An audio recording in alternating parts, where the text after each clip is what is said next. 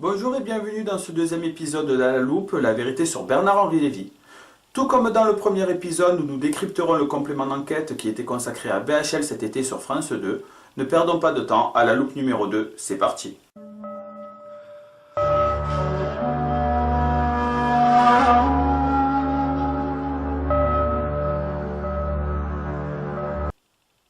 Comme nous l'avons vu dans le premier épisode, le reportage fait l'impasse sur beaucoup de sujets que d'aucuns qualifieraient de sensibles. La défense acharnée de DSK et Polanski par BHL sont des exemples déjà évoqués dans le précédent numéro. Un autre sujet sensible, non évoqué et caractéristique de BHL est son recours régulier au mensonge et à l'exagération.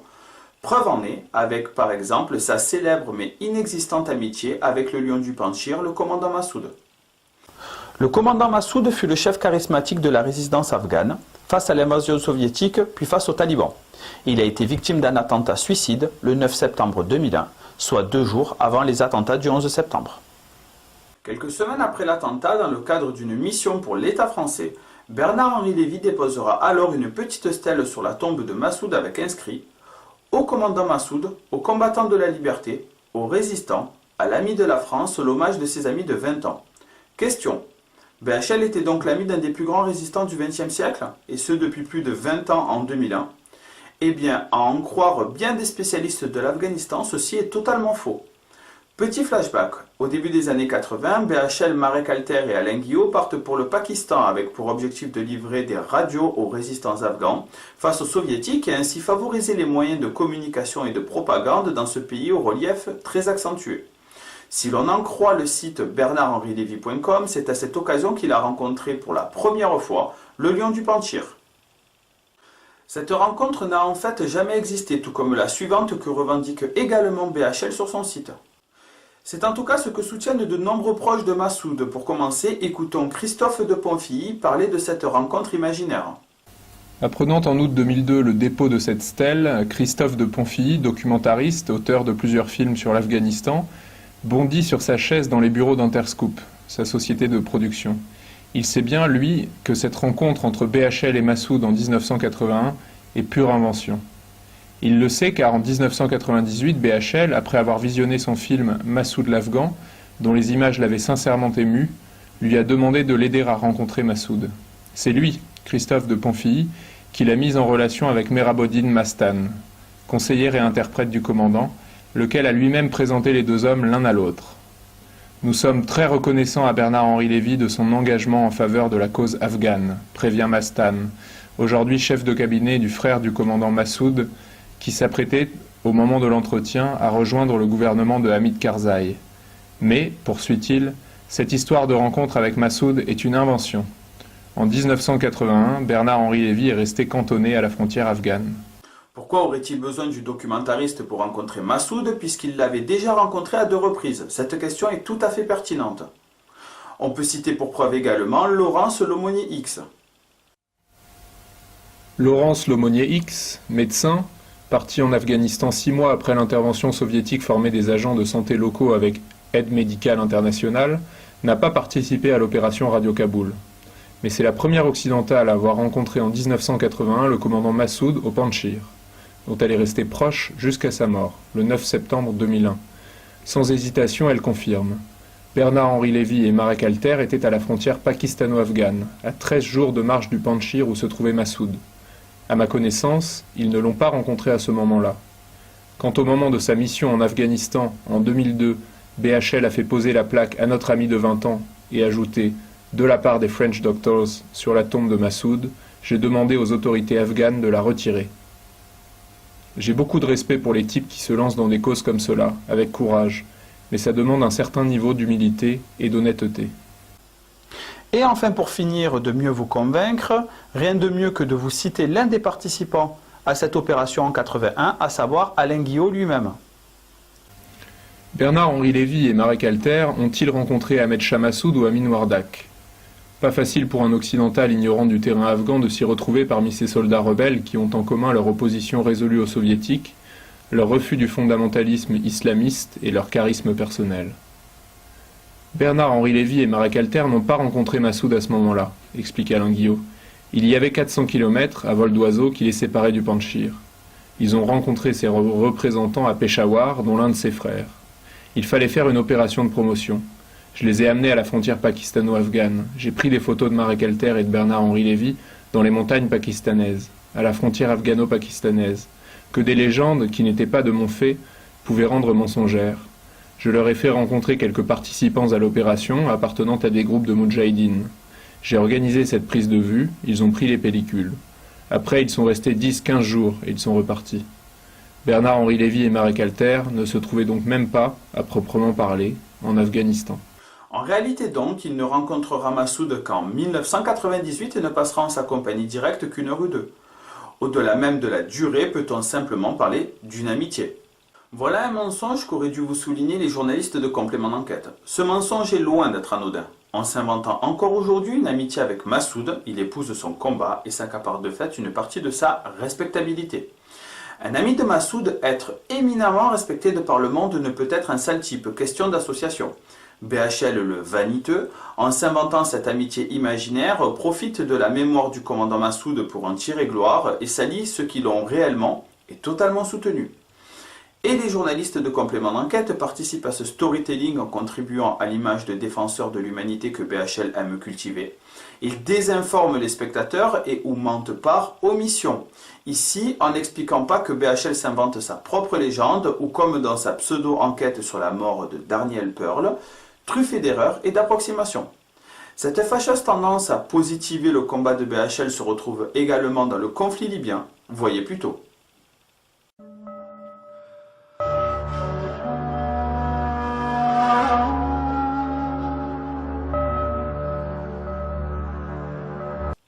L'une des parties les plus longues et les plus flatteuses du reportage concerne l'épisode libyen. Je vous propose de visionner tout d'abord le passage complet afin que nous ne soyons pas accusés de montage douteux.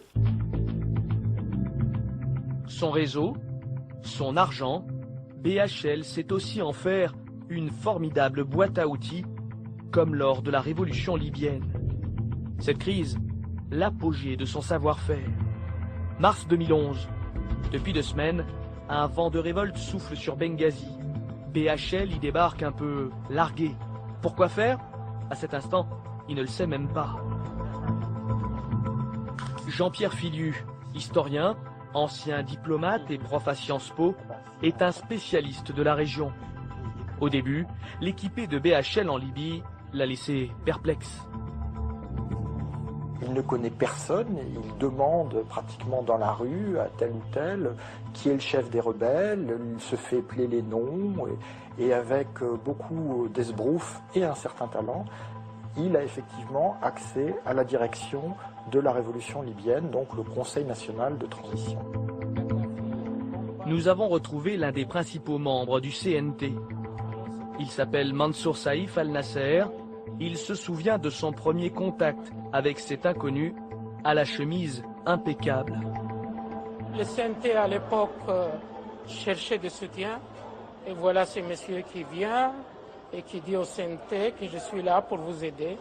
Il a dit qu'il a une amitié avec le président Sarkozy et qu'il peut convaincre le président Sarkozy à soutenir la révolution libyenne.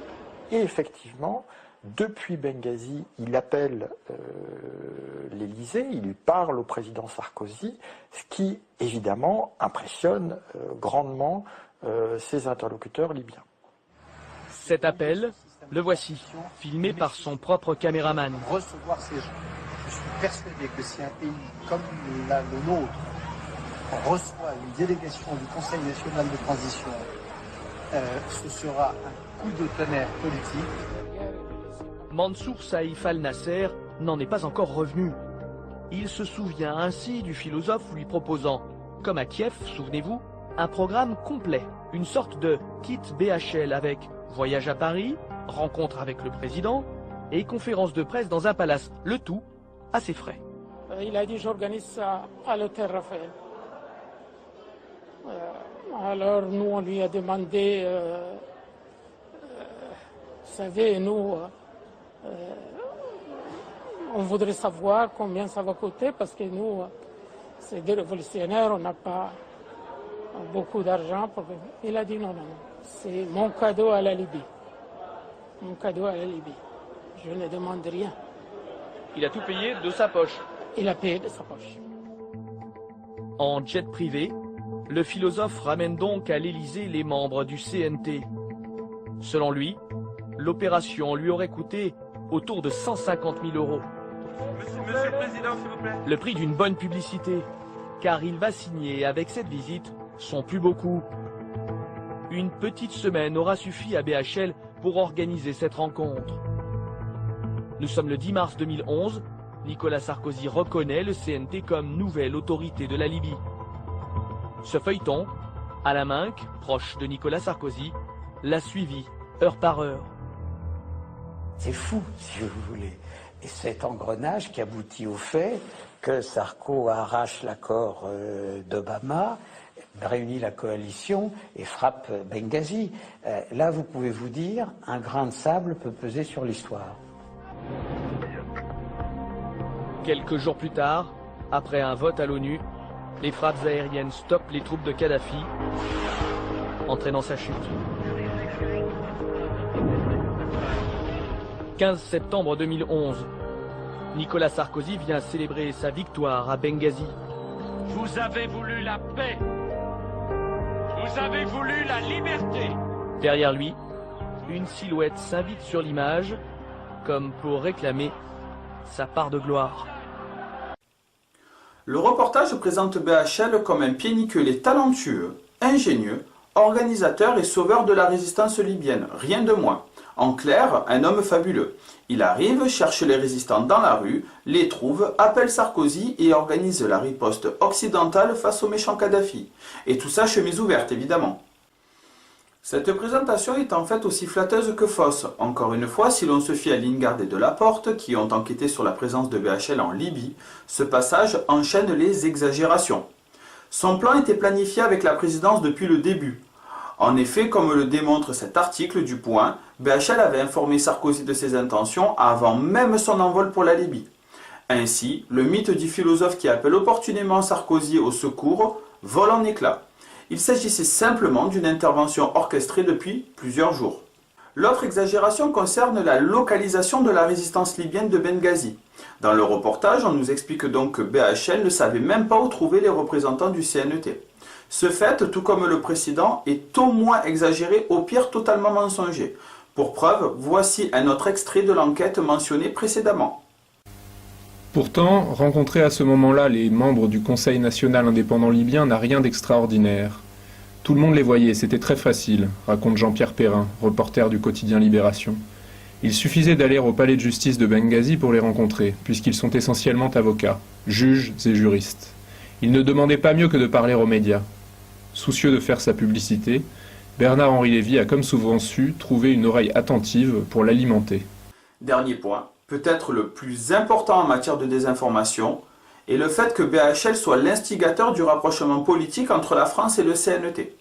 Comme l'indiquent les deux journalistes enquêteurs dans leur ouvrage, Juppé avait déjà envoyé des émissaires français et était en contact avec le CNT. Pourtant, le ministère français des Affaires étrangères était en relation avec les insurgés de Benghazi avant l'entrée en scène de l'écrivain. Exactement au moment où il arrivait à Benghazi, une mission officielle était en route pour la ville, comprenant une dizaine de diplomates sous la houlette de Jean-Marie Safa, un diplomate arabisant, et 2 camions chargés de matériels et de médicaments, rapporte Le Monde. Deux questions se posent alors. Pourquoi la France, Sarkozy particulièrement, a-t-elle laissé faire BHL puisque la diplomatie hexagonale avait déjà démarré son office? Pour comprendre cela, il nous faut nous replacer au printemps 2011. À l'époque, Sarkozy, déjà en situation politique compliquée, ne pouvait vendre seul à l'opinion une guerre. Une guerre à laquelle nous allions participer alors que le régime de Kadhafi, quoi que l'on pense de ce dernier, ne nous avait rien fait. Ni attentat, ni meurtre de masse, ni quoi que ce soit d'autre. Ainsi, Sarkozy a laissé faire le philosophe, ce dernier ayant l'influence et les réseaux suffisants pour encourager la gauche à emboîter le pas de la présidence. Le résultat fut positif puisque, par exemple, lors du vote au Parlement de la poursuite des opérations militaires en Libye, seuls 7 députés PS ont osé voter contre. Et surtout, pourquoi Bernard-Henri Lévy a-t-il dépensé 150 000 € pour la Libye? Le reportage semble nous dire qu'il a favorisé la guerre civile en Libye par humanisme, son cadeau pour la Libye, comme le mentionne l'un des dirigeants du CNT. Cette information encore n'est pas tout à fait vraie, car si l'on en croit Lingard et Delaporte, BHL voulait faire de la Libye le premier pays arabe du XXIe siècle à reconnaître l'État d'Israël. Que s'est-il passé? L'événement était jusque-là passé inaperçu, mais 3 jours plus tôt, l'agence France Presse avait révélé un scoop d'une ampleur considérable, s'il s'était révélé authentique. Une véritable rupture dans l'histoire des relations entre Israël et les pays arabes. Le CNT serait prêt à reconnaître l'État d'Israël et à entretenir des relations normales avec lui. C'est le message verbal que Bernard-Henri Lévy est venu délivrer au Premier ministre israélien, Benyamin Netanyahou, au nom du Conseil libyen. Le futur régime sera un régime modéré et antiterroriste, qui aura le souci de la justice pour les Palestiniens et de la sécurité pour Israël. C'est du moins ce que fait savoir l'écrivain français à l'agence de presse, car les services du chef du gouvernement israélien se contentent de confirmer la rencontre, sans commenter sa teneur.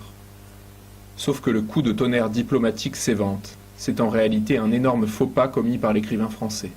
Était-ce une simple volonté de BHL ou est-ce qu'une sorte d'accord tacite avait été passé par BHL avec le CNT? En gros, je vous aide avec mon argent et mon réseau et lorsque vous arriverez au pouvoir, vous reconnaîtrez Israël. Il semblerait que cela soit la deuxième réponse si l'on en croit le journaliste indépendant israélien Jacques Benilouche dans son article du 27 octobre 2011. Dans cet article, il nous apprend notamment que l'aide israélienne demandée par les insurgés libyens dépendait de la reconnaissance de l'État d'Israël par ces derniers. Cette révélation que BHL fera à l'AFP mettra en tout cas dans un fort embarras les dirigeants du CNT. Ces derniers se verront même contraints de contredire immédiatement le philosophe dans les médias, la question palestinienne étant, comme chacun le sait, un sujet hautement sensible pour les peuples arabes. دعنا نؤكد شيء مهم جدا. الثوار الليبيون هم ليبيون، هم أحفاد عمر المختار، وبالتالي مسألة إعطاء الشرعية لإسرائيل لن تكون هذه ولو في الحلم بالنسبة لإسرائيل ولا تفكر فيها. نحن قضيتنا منذ اليوم الأول كانت قضية حرية، قضية الشعب الليبي هي الحرية. القذافي هو من أعطى هذا الصك في البداية، وتذكرون عندما زايد على هذه المسألة وطالب من العالم وهدد وقال بأن إسرائيل ستكون في خطر في حال استلم ما يسميهم هو معارضيه الحكم. دعيني أقول بصراحة، هنري رجل ليفني رجل يهودي ليس فيه مشكلة. الإشكالية هو ولاؤه وتعصبه لإسرائيل أكثر من بنيامين نتنياهو نفسه، وبالتالي هناك خطر حقيقي. يجب على المجلس الانتقالي أن ينتبه لهذا الرجل. هذا الرجل يأتي ويذهب إلى بنغازي، يأتي ويذهب إلى مصراتة، يجب أن يوقف تحركاته. ليس هناك ضغط، لا يقول لي أحد وينقل رسائل من الرئيس ساركوزي إلى المجلس. بالضبط، مستشار رئيس ساركوزي بالإمكان مجلس انتقالي أن يطلب بكل احترام من السيد ساركوزي بأن يبدل هذا المستشار. هذا الرجل ليس مرغوبا به لا في بنغازي ولا في مصراتة، ويجب أن يتم استبداله. هذه الرسالة مشوشة جدا، وهي في الحقيقة تصب أولا لصالح معمر القذافي وتصب لصالح إسرائيل. يعني انتهى الزمن الذي تكون في إسرائيل هي بوابة الانفتاح نحو أمريكا. نحن اليوم نصنع حريتنا بأنفسنا خديجة، ندفع كل هذا الثمن حتى يأتي ليفني السيد هنري ويقول لنا بأنه والله سندفع صك غفران أو صك سماح إن صح التعبير لإسرائيل. يجب أن لا تحلم إسرائيل بهذا ولا يحلم به السيد هنري. الثوار الليبيون القادمون ثوار هم من نسل عمر المختار والمجاهد الكبير سليمان الباشا الباروني والمجاهد الكبير رمضان السويحلي وسعدون السويحلي. لا يجب أن لا يفكر لا هنري ولا بنيامين نتنياهو في هذا الصك. نعم. سليمان دوغا، شكرا جزيلا. الوطني الانتقالي المؤقت والشعب الليبي يستغرب ما تناقلته وكالات الأنباء على لسان السيد برنار ليفي حول نية المجلس في إقامة علاقات مع ما يسمى بإسرائيل، وينفي المجلس الوطني نفيا قاطعا مثل هذا الادعاء. And the council absolutely rejects these allegations. وقد فعلا تم استقبال السيد برنار ليفي كمبعوث شخصي للرئيس الفرنسي، وتم التحدث معه حول أمور ليس من بينها مثل هذا الأمر. وفي كل الأحوال فإن ليبيا عضو في جامعة الدول العربية، Is a member of the Arab League وفي منظمة المؤتمر الإسلامي and a member of the Organization of Islamic Conference. وسوف لن يكون صوتها صادحا خارج الصرب وستلتزم بما تقرره جامعة الدول العربية ومنظمة المؤتمر الإسلامي حيال القضية الفلسطينية وسيكون دورها بالقطع داعما لتحقيق تطلعات الشعب الفلسطيني في إقامة دولة مستقلة آمنة. Ce point très important n'est une nouvelle fois pas évoqué par les journalistes de France 2. Ils passent sous silence l'évidence que BHL a été en Libye, comme dans d'autres pays, un émissaire de la guerre, un être qui amène les morts avec lui dans ses valises et ses discours depuis déjà plus de 30 ans. Une certaine fierté pour celui-ci, puisque la banderole de son site indique que l'art de la philosophie ne vaut que s'il est un art de la guerre. Un émissaire de la guerre dont la prétendue humanité cache ici en fait rien d'autre que du cynisme politique, car quoi de plus indigne que de profiter de la guerre pour s'arranger politiquement.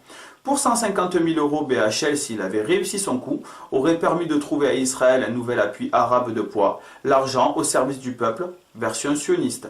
Cette information, passée sous silence volontairement par les journalistes de France 2, vont nous amener à parler d'un des points les plus ambigus chez Bernard-Henri Lévy, à savoir ses relations avec l'État israélien.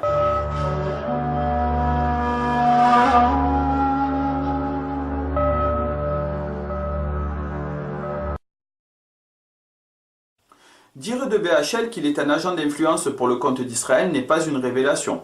Il suffit pour cela de voir les interventions successives de notre grand philosophe dans les médias, passages dans lesquels il ne cesse de défendre l'État sioniste et tant il rappelle à son auditoire son attachement à sa judéité. Mais de toute urgence. Dernière question, on sait que vous êtes très attaché à l'État d'Israël, à sa survie, à son existence et à sa vie dans la paix. Est-ce que ces bouleversements dans les révolutions arabes, et notamment en Libye, ne menacent pas la stabilité de l'État d'Israël? Attendez, je suis plus que très attaché, je suis inconditionnellement attaché à Israël. Je suis un ami inconditionnel d'Israël. Et c'est à ce titre que je vous dis qu'au contraire, ces printemps arabes, je pense que c'est bon pour Israël. Au long du livre, que c'est comme juif que vous avez fait ce voyage en Libye. Ah oui. Ces voyages, cette saison en Libye, c'est comme français, comme écrivain et comme juif. Et quand je suis sur la place de Benghazi, celle où Nicolas Sarkozy et David Cameron vont parler quelques mois plus tard, je parle là. Il y a des images, on les a vues partout, il y a 30 000 personnes devant moi, des jeunes révolutionnaires, fiévreux, enthousiastes, certains avec lesquels j'aurai sûrement un accord fondamental, d'autres avec lesquels je suis sûrement en désaccord total, désarmés, armés, etc. Je leur parle. Et je leur dis que je suis là comme... Ils me prennent tous pour l'ambassadeur de Sarkozy. Je leur dis, je suis pas ambassadeur, je suis même pas sarkozyste, je suis français et juif. Fils d'Israël, vous représentez des tribus, moi je suis aussi le représentant d'une vieille tribu, ouais. Le fils d'une des plus anciennes tribus du monde, alors, la tribu d'Israël. Et les types, mon cherche le mot, m'applaudissent à ce moment-là. Ils applaudissent cette idée, cette circonstance et cette vérité du fils d'une des plus anciennes tribus du monde, la tribu des Lévis, s'adressant aux tribus libyennes. Dans un texte intitulé « L'État du monde juif », vous dites « J'ai à quelques mois près l'âge de l'État d'Israël ». Est-ce que le monde juif se résume à son berceau ? Bien sûr que non, mais l'État d'Israël pour tout juif et pour tout démocrate, c'est quelque chose de très important. Dans cette histoire, dans ce naufrage qu'a été la décomposition des grands empires, qui a donné partout toutes les tyrannies que nous savons, il y a un cas de démocratie qui tient debout, qui n'a pas sombré malgré un état de guerre larvé qui dure depuis 60 ans. Et cet État démocratique, c'est Israël. Avec une armée qui fait ce qu'elle a fait à Gaza, comme dit les Nations Unies. Allez, ça c'est pour vous provoquer. Non, avec une armée qui, comme toutes les armées du monde, évidemment, commet des erreurs, mais dont j'écris et dont je démontre qu'elle demeure néanmoins la seule armée démocratique que je connaisse où, de haut en bas de la hiérarchie, on se pose du matin au soir des questions morales. Ça, c'est une plaisanterie. C'est extrêmement sérieux. Il y a 2 reportages pendant la guerre de Gaza et pendant la guerre du Liban où j'interroge des soldats des unités spéciales israéliennes et je Et je démontre, je les décris, en effet, essayant par tous les moyens, dans cette situation d'horreur que sont les guerres, d'épargner au maximum les victimes civiles. Ce qu'il me semble par contre important de révéler, c'est comment son sionisme acharné s'applique sur le terrain de la politique et des médias. Comment, par des méthodes bien précises et grâce à son réseau et son argent, il fait tout ce qui est en son pouvoir pour annihiler toute contestation israélienne sur le sol français. Première méthode, disqualifier systématiquement l'opposition à la politique israélienne en la qualifiant d'antisémite. Je ne vais pas vous citer le cas Dieudonné ou plus récemment son intervention à l'ONU, mais un autre cas encore plus significatif de cet amalgame systématique. Les cas des actions de boycott des produits israéliens ou BDS. Pour rappel, boycott, désinvestissement et sanctions est une campagne appelant à exercer diverses pressions économiques, académiques, culturelles et politiques sur Israël. Ces pressions internationales passent pour partie par le boycott de produits fabriqués illégalement au regard de la loi internationale ou parce que fabriqués sur des terres volées par la colonisation sauvage. En France, par exemple, les actions portent sur des marques telles que Carrefour, Ahava ou SodaStream. Ces actions, que l'on pourrait bien évidemment comparer dans l'histoire récente aux actions de boycott des produits sud-africains durant l'apartheid, ne sont pour BHL rien d'autre que de l'antisémitisme à visage découvert. Et puis, je dois vous dire que comme le militant en moi, même dans une affaire comme celle-là, qui est où je suis un peu en retrait par rapport à l'actualité politique, où je reprends mon souffle, où je recharge mes batteries métaphysiques, mais le militant en moi n'est jamais totalement en sommeil. Et dans cette époque où il y a tellement d'imbéciles qui mélangent tout, et qui pratique vis-à-vis d'Israël cette chose absolument scandaleuse qui s'appelle le boycott. Le boycott, il y a eu des manifestations à Paris, je ne vais pas revenir là-dessus, sous le parapluie du soi-disant BDS, avec des grandes figures qui ont parrainé tout ça. Moi, c'est une manière de dire que j'emmerde les boycotteurs. Voilà, emprunter aux deux musées d'Israël, et leur emprunter beaucoup. Parce que c'est probablement, il y a 150 œuvres dans l'exposition et dans le livre. La plupart viennent d'un prêteur. Il y a 150 œuvres et 80 prêteurs. Donc par définition, chaque prêteur a prêté une œuvre. Sauf les deux musées d'Israël qui sont les plus gros prêteurs de mon exposition. Il doit y avoir 5 œuvres du musée de Tel Aviv, 6 ou 7 du musée de Jérusalem. Et ça, je vous dis un truc, on ne se refuse pas des petits plaisirs. Montrer aux connards qui pensent qu'il faudrait dresser un cordon sanitaire autour des grandes institutions culturelles israéliennes qui peuvent aller se faire voir. Cet amalgame est pour le moins malhonnête quand on sait que c'est souvent le premier à appeler à l'utilisation de ce mode d'action qu'il méprise tant lorsqu'il s'agit d'Israël. Des terroristes en Corse, il appelle à un boycott économique. C'est une de ces analyses comme lui seul sait les faire. Une encore qui déclenche une fois de plus la polémique. Invité sur Canal+ dimanche dernier, Bernard-Henri Lévy est interrogé sur la vague de violences meurtrières en Corse. Est-ce qu'il n'y aurait pas lieu de boycotter l'île comme destination touristique? Il faut donner un coup d'arrêt pour que cette minorité de gangsters qui fait la loi comprenne quand même qu'on ne peut pas jouer sur les deux tableaux. Les JO de Poutine, dont il récuse la politique en Ukraine, il appelle à un boycott. Les JO chinois, Chine dont il désapprouve la politique au Tibet, il appelle à un boycott évidemment. Donc pas de doute, c'est bien le fait que des consommateurs refusent d'acheter des produits israéliens qui le dérangent. Mais pourquoi à votre avis? Selon moi, parce qu'il sait que ce sont des campagnes de boycott massif qui ont en partie obligé les autorités afrikaners d'Afrique du Sud à négocier avec le parti de Mandela à la fin du XXe siècle. Une campagne équivalente à l'échelle internationale à l'encontre des sociétés qui soutiennent la politique israélienne pourrait affaiblir l'économie israélienne en quelques années.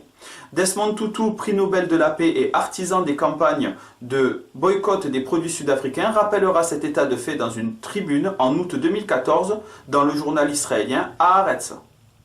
Et ça, BHL souhaite l'empêcher à tout prix car il sait que cela mettrait Netanyahou dans une situation de faiblesse. Rappelons-nous que les sanctions de l'ONU n'ont jamais fait plier l'État d'Israël. En se rendant sur les plateaux télé, mais surtout en qualifiant d'antisémites les actions de boycott, il espère terroriser un maximum de personnes et ainsi limiter autant que faire se peut les effets de ces campagnes.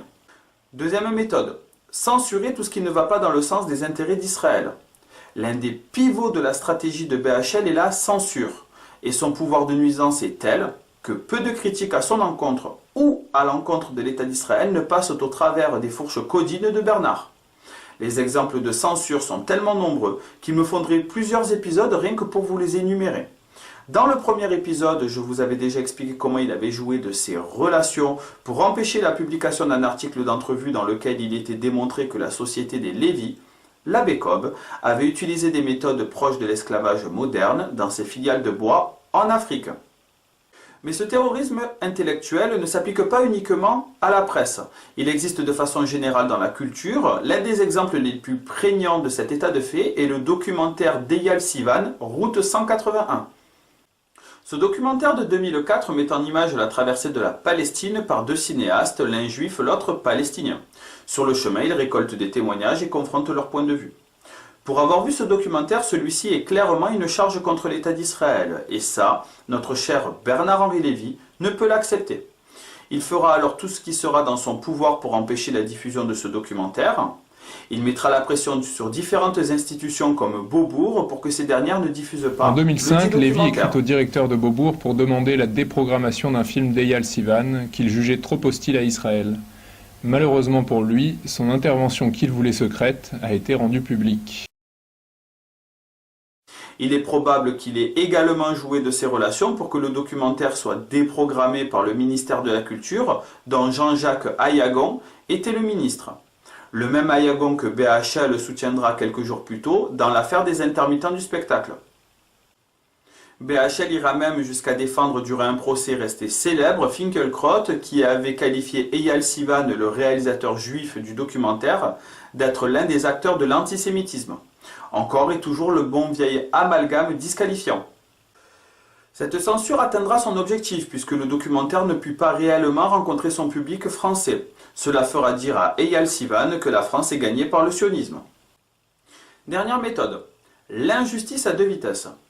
BHL est un agent d'influence prêt à tout pour vendre Israël à qui veut l'entendre. S'il existe une justice à deux vitesses, pour BHL, il existe surtout une injustice à deux vitesses. Il y a les injustices commises à travers le monde et il y a les injustices israéliennes qui, elles, sont justifiables. Comme parfois une image peut valoir 1000 mots, à vous de juger. Je vous invite d'ailleurs à un petit jeu dans ce petit passage, inverser dans les phrases de BHL les mots bosniaques et libyens par palestinien. Écoutez, moi je crois que j'écoutais Jean-Pierre Chevènement, il me semble que la différence entre vous et moi, Jean-Pierre Chevènement, c'est que moi je suis allé à Sarajevo et vous peut-être pas. Et moi j'ai vu les gens de Sarajevo, j'ai vu les hommes, les femmes, les enfants bombardés, affamés de Sarajevo, et je crois qu'ils en ont assez. Ils en ont assez de ce langage soi-disant raisonnable. Ils en ont assez d'aller de conférence en conférence qui n'aboutissent à rien, sinon à relancer la logique de la guerre. Car songez-y, chaque conférence de paix n'a fait en réalité qu'accélérer encore le processus de la guerre en permettant aux Serbes de feindre de reculer pour mieux avancer. Et le plan qu'on leur propose aujourd'hui, ce fameux plan, imaginons qu'il réussisse. Imaginons que la diplomatie aboutisse. Qu'est-ce que c'est sinon une façon d'entériner ce qui nous fait horreur à tous, à vous comme à moi, j'en suis sûr. Raison de laisser la France aux amis de Marine Le Pen ou de Dieudonné. Et qu'est-ce que vous dites aux familles de Gaza qui ont perdu des enfants ? Je leur dis que c'est terrible, et je leur dis que malheureusement il faut s'en prendre au Hamas et à ses dirigeants irresponsables et qui ont mené une politique immonde. L'armée israélienne n'est pas responsable. L'armée israélienne a forcément sa part de responsabilité, mais la responsabilité originaire, c'est celle de ceux qui ont déclenché la guerre. Ceux qui ont déclenché la guerre, c'est le Hamas. C'est ensuite la responsabilité de ceux qui ont utilisé leurs propres enfants comme des boucliers humains. Et c'est la responsabilité de ceux, toujours le Hamas, qui ont installé leurs lance-roquettes, mais c'est un fait, dans les écoles ou dans les mosquées. Bon, Israël s'est défendu. Mais on a quand même bombardé, sachant qu'il y avait des enfants. Mais qu'est-ce que peut faire, je sais bien, et ça c'est affreux, mais qu'est-ce que peut faire un État qui reçoit des roquettes sur la tête toute la sainte journée? Comment est-ce qu'il se défend? Dôme de fer? Un pays normal peut pas vivre. Non, mais vous parliez des jeunes filles de Boko Haram, c'est terrible, mais les enfants de Gaza qui meurent, c'est aussi terrible. C'est terrible aussi, et la responsabilité, c'est, hélas, je vous dis, la responsabilité écrasante, il faut le dire, c'est comme ça, c'est un fait, c'est la responsabilité du Hamas. Et les populations, c'est-à-dire les civils résistants, les civils armés, sont très impressionnants aujourd'hui de détermination et de dignité. Donc pour vous, Bernard-Henri Lévy, la coalition ne s'enlise pas en Libye? Non, je sais qu'on a beaucoup dit cela ces derniers jours pendant que j'étais à Benghazi, à Ashdabia et ailleurs. Je crois que ce n'est pas vrai. Je crois que cette histoire d'enlisement est un thème qui n'a pas de sens. On sait peut-être enliser. Aujourd'hui, le mot n'est plus approprié. La résistance libyenne s'organise. Les chebabs, les jeunes combattants des premiers jours, indisciplinés, mal organisés, sont en train de se doter d'une véritable armée. J'ai trouvé à Benghazi et à Ashdabia le type d'atmosphère et le type de situation que j'ai connu autrefois à Sarajevo. Des jeunes gens qui n'ont jamais tenu une arme de leur vie, à qui il faut un peu de temps pour apprendre à s'en servir et pour former une véritable armée de la Libye libre. Lévy, je dois citer plusieurs questions en ce sens au Standard Inter. Quand Israël bombardait Gaza, vous êtes-vous exprimé pour l'exclusion aérienne? Non, parce que c'est une situation extrêmement différente. Quand Israël bombardait Gaza, c'était en réponse à une pluie de roquettes qui tombait sur la ville de Sderot et sur le sud d'Israël. Rien à voir. Pas besoin d'en rajouter, je pense. Passons à la conclusion.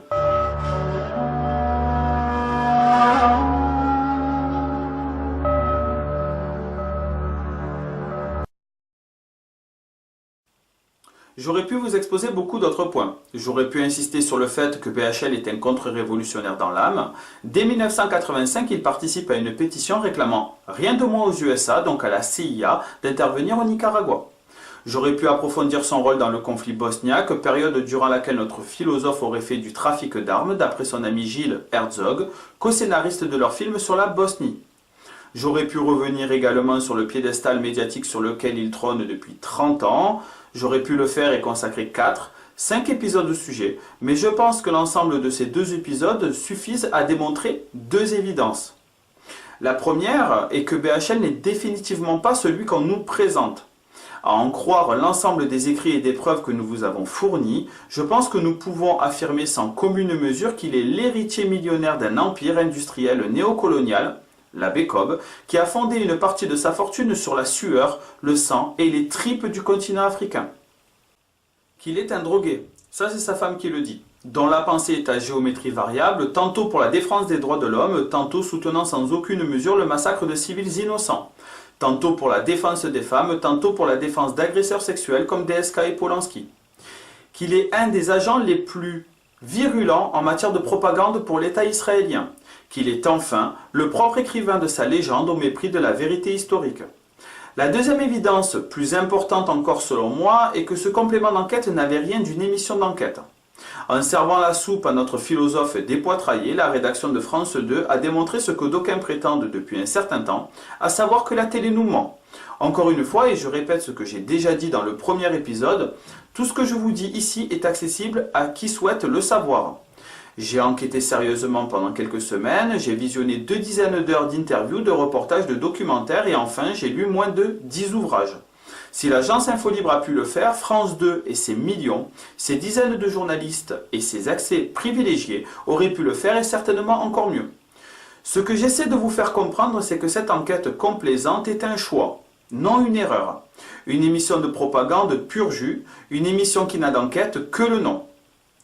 Une propagande qui a été savamment orchestrée et ce jusque dans le choix des journalistes sélectionnés pour sa réalisation.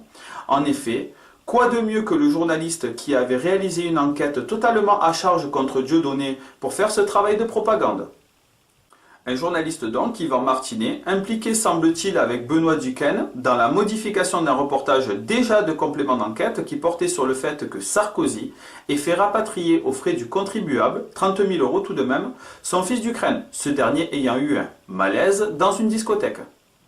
Voilà ma conclusion. Peut-être est-elle encore trop complaisante à l'encontre des médias ou au contraire trop à charge. Vous avez les faits en tout cas pour juger. J'ai dans l'espoir que cette émission, cette enquête, en 2 épisodes et les preuves que nous vous avons fournies, vous aideront à encore mieux comprendre les rôles de chacun dans ce morbide échiquier qu'est le monde moderne. J'ai dans l'espoir également que cela vous permettra de mieux vous défendre face à vos proches ou vos amis qui vous accuseront de complotisme lorsque vous évoquerez le vrai rôle des médias, qui vous accuseront d'antisémitisme lorsque, avec justesse, vous douterez de la partialité et de l'honnêteté de la pensée de Bernard-Henri Lévy. Je me joins à toute l'équipe de l'agence Info Libre afin de vous remercier encore une fois pour votre soutien au quotidien, pour vos likes et vos partages qui participent encore et toujours à faire valider et à faire connaître notre travail. Nous vous remercions enfin pour vos dons qui nous permettent de nous déplacer à travers la France et d'encore niveler par le haut la qualité de ce que nous vous proposons. Comme de coutume désormais, j'en terminerai par vous rappeler une chose essentielle. Toute résistance commence par une prise de conscience. Merci.